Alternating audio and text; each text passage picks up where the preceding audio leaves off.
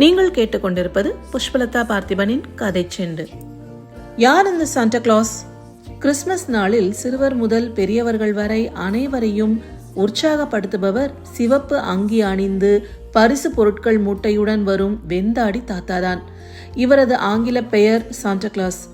கிறிஸ்து பிறந்த பின்பு 270 வருடத்தில் மார்ச் 15 அந்த காலத்து ரோம சாம்ராஜ்யத்தில் இருந்த துருக்கியின் படாரா பகுதியில் லைசியா என்ற துறைமுக ஊரில் பிறந்தவர் நிக்கோலஸ். தனது இளம் வயதில் பெற்றோரை இழந்த நிக்கோலஸ் ஏழை மக்களுக்கு உதவுவதே இயேசு அன்பை பிறருக்கு சொல்லும் எளிய முறையாக கருதி அநேக ஏழை மக்களுக்கு உதவி செய்து வாழ்ந்தார். கிறிஸ்துவ இறையியல் பணியை சிறப்பாக செய்த நிக்கோலஸ் லைசியா பகுதியின் பிஷப் பதவியை ஏற்றார்.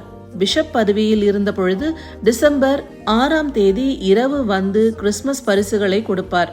பழங்கள், சாக்லேட்டுகள்,